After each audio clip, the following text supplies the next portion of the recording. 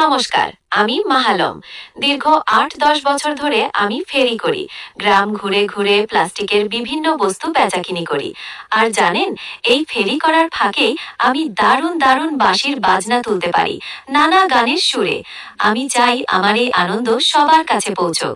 তাই আপনাদের কাছে দোয়া চাই, আমার এই ভিডিওগুলো সবার কাছে শেয়ার করে ভাইরাল করে দিন।